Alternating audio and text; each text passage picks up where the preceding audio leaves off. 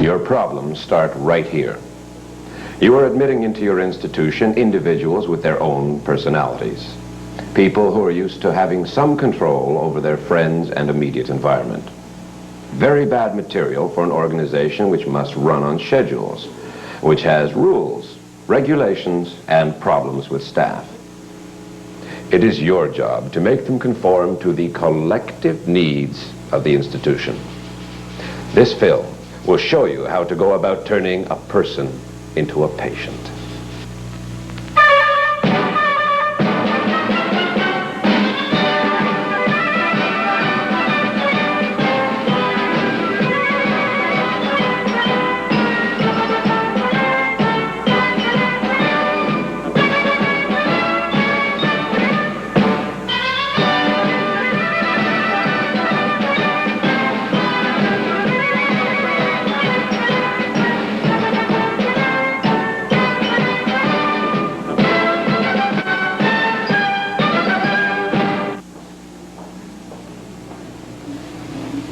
It is a well-known fact that someone's personality is profoundly affected by his surroundings. Remember that the object of the institution is to modify a person's feeling of individuality, and there are many ways you can go about doing this. Dress has a lot to do with the way a person feels. Take them out of their street clothes and put them into some sort of uniform. You can see for yourself how successfully this can help solve the identity problem. But changing external appearances is not enough. If you want a person to feel like an object, you must treat them like an object.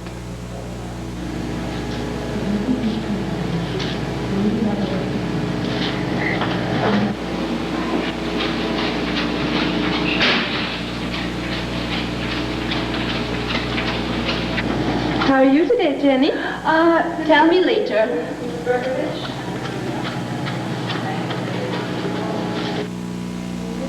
Bobby did. And Lucy would change my mind without telling me a word. So got up the morning. Yes, I got up the morning thinking, well, I'll be leaving on the 10 o'clock flight. Next thing you know, I called the airline, told them that I'll be there about 9:30. They told me I better get to the airport straight away because the flight was leaving in 15 minutes. Nowadays, really, so mad. No, it's really something. And that little girl at the airport is something else. No courtesy, nothing. Just grabbed the ticket from me and said, get on the plane, and that was it. But anyway, when I went on the trip to the hotel, that was good. The driver was so nice, and the people at the hotel, really lovely. Oh, that's a That was in Barbados. You don't mind paying for things and these things, but you need service. And she had some guys there. We used to go dancing every night. Beautiful music. Music, how was it? Very, very good. Steel band, and there was, what's his name, Byron Lee. Have you ever heard of him? He was at the Edgewater the other day. That's right. Yeah, well. I saw him. Gee, that boy could sing. He's really good. What's his name again? Jensen something. And I think Don Chalmers likes his records too. Yeah. He told me that he wants to get a few of those. Yeah, he's got a new stereo, eh? Yeah, we So should he's go there really sometime to good. listen to the music. I think they have a party or He something. paid quite a bit for that one. Yeah, I think it was over $1,000 or something. Would you come this way?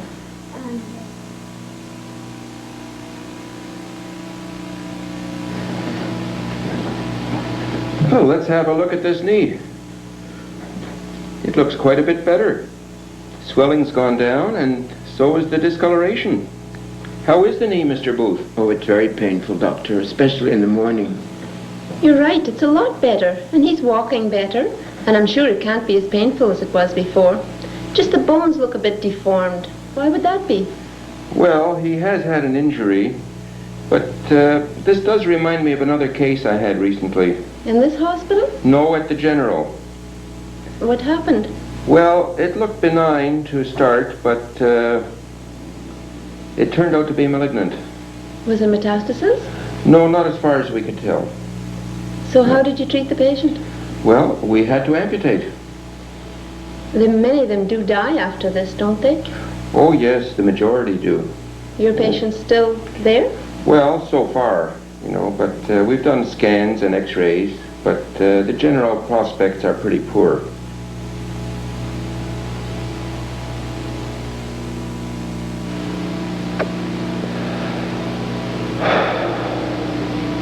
The very fact that a person is in an institution tends to isolate him from normal social contacts. This is a good thing, and now you are able to speed up the process of adaptation by influencing the opportunity to socialize within the structure of the day's events. Avoid groupings of furniture or quiet, pleasant surroundings where people might want to interact. And if all else fails, well, it's you who controls the schedule. Wedding, his mother is here, so on the grounds downstairs, and I think we'll all be invited. Maybe they'll wheel us down. So we have to keep healthy. And you remember, that reminds me of the wedding in New York years ago when Jerry married off his daughter, and we were all attending. Now it's like a family reunion again. It's time for your group activities, and, I dear. have something important to tell you also. Martin wrote to me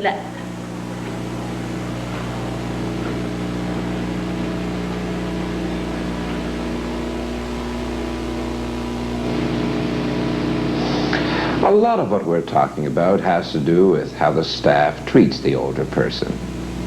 Your raw material is an individual with dignity and self-respect, perhaps someone who's been the head of a household and has had a long and productive life. Some people might like to hold on to their old way of life, but we have developed techniques which are very successful at combating this. Let's look at an average day in the institution from the patient's point of view. Hi, Pops. How's the old boy? How you doing? Hi, Cutie. How are you today? Oh, isn't your hair cute today? Hi, Popsy. How are you today? See your bald spot showing. Did we enjoy our breakfast? Did you make the plate all clean? Don't you look sweet? Who's coming to see you? Hi, Billy. Aren't you going to talk to me? Good morning, Billy. How are you, love? How nice to see you. And look at those blue eyes. Hi, Popsy. Did you eat your lunch today? Eat up everything? You'll grow up to be a nice, strong boy with curls on your hair.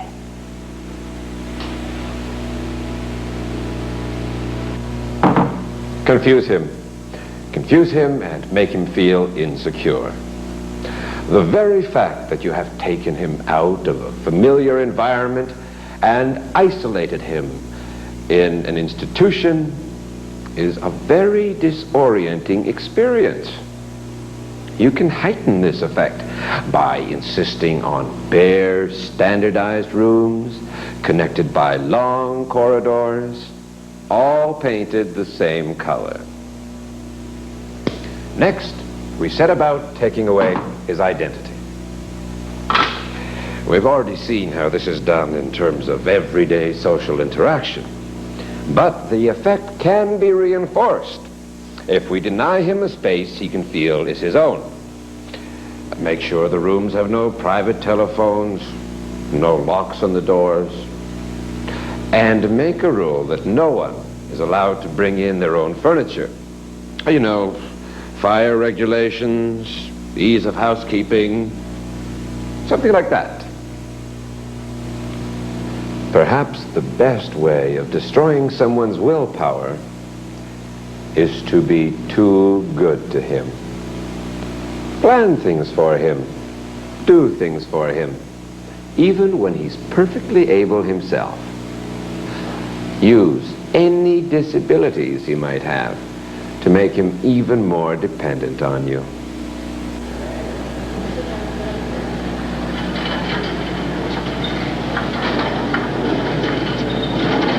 Oh, Bill, what are you doing struggling along there by yourself? You can't do that anymore.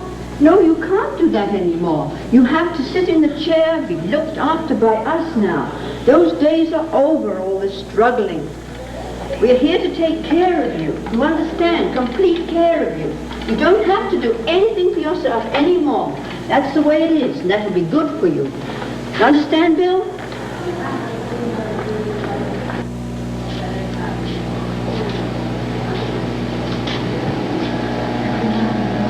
Mrs. Berkovich, please. Mrs. Berkovich.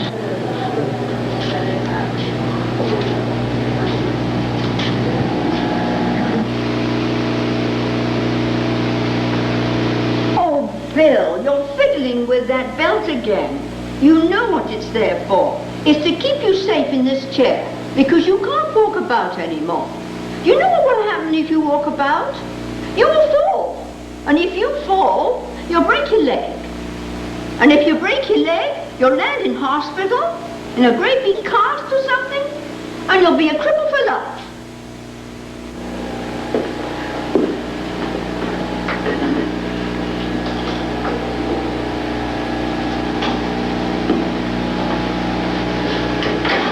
Good morning, Mrs. Beatty. There's your breakfast. Orange juice, milk, eggs. Have a good breakfast. Well, for a 24-hour period, I really consider her intake quite poor. We're very concerned about it. We're watching her closely. Yes, I don't know. Excuse me, did you give Mrs. Beatty her breakfast? Sure I did. Well, anyway, as I was saying, really, I think she should be watched a little more closely. Yes, yes, yes.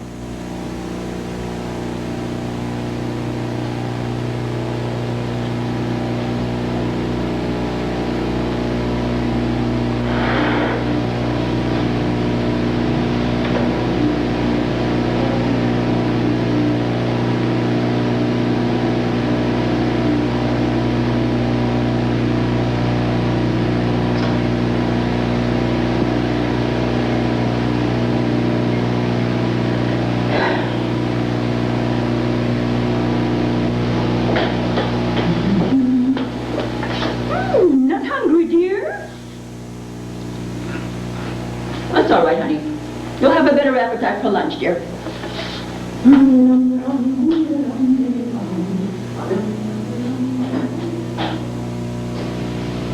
Familiar scenes. And ultimately, we must remember, for the patient's own good, it's all really just a question of adaptation. And chances are that our job has been made easier by the architects and the designers. Take this chair, for example. Some might argue that it's too low. Very hard to get up from for someone with a touch of arthritis. But here is yet another way in which the patient becomes dependent on you. This table is virtually useless to the bedridden patient. And as for this light switch, well, it all adds up to complete passivity and a diagnosis of senile dementia. Oh, do you remember somebody came to see you yesterday? Your young daughter? What's her name? Annie. Oh, Annie. That was Annie that came to see you. She brought you something, did she? What did she bring you? She brought you something. Candy. Some candy and something? She brought you something very special. Do you not remember what she brought you? She brought you something special. Then what was it she brought you? She brought you some candlesticks. They look beautiful. We put them on the bureau. Where does she live? What is her name? What was her name, Annie? But where does she live? She lives in Outremont. Oh, does your wife and your young daughter, I think she said you have another daughter who doesn't live at home. She lives somewhere else. Where does she live? Does she live somewhere else? What about the place in the country? It must be gorgeous you go out in the country. Do you have a good time when you go out there? Sometimes all of you together? Do you get into a family, a big family again? Do you all go out together? Do you remember that? You did go, you left, you went for Sherbrooke one day. You had a lovely day, but I never heard how you got along. You must have had a good time, didn't you? You don't remember that lovely day? Oh. I guess you don't remember, Bill. You just don't remember. As you get older, you forget all these things. But then we all do, I guess. Never mind. You have your little naps. That's what you need now. Your naps.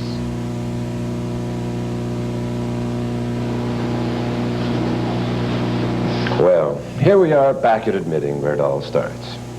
It's not an easy job taking a person who has led a productive and successful life and turning them into a depersonalized nobody. The process at times is a difficult one. In part, it's a matter of surroundings, such as building and room design. But the most important element in the creation of a non-person is the behavior of the staff. I am sure that many of the things shown in this film are familiar to you. But what is required is a coordinated effort so that everyone interacting with the patient, from the doctor to the janitor, plays some small part in the destruction of his or her personality. The essential aim is to make the patient give up the struggle and become the passive recipient of total care. It's a difficult task, but not as hard as it might seem at first glance. Remember, when somebody comes into the institution, the battle is half won. For to be old in our society is already to be a non-person.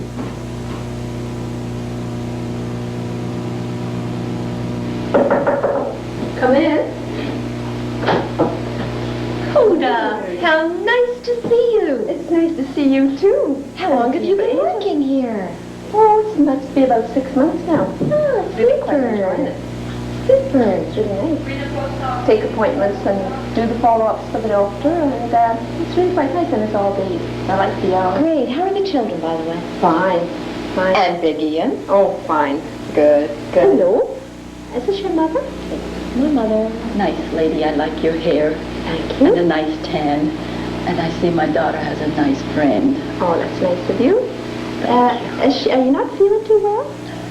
I don't even know why you're bothering to talk to her, quite honestly. Physically, she's just great. Mentally, she's out to lunch. We're having the roughest time with her at home. We're going to have to bring her in here. It's just pointless. Really, it is. I have no life at all. By the way, someone told me you've got the most fantastic job, or you did have the most fantastic job at the General. Whatever happened? Not so fantastic. You know, it's the old song, we want to work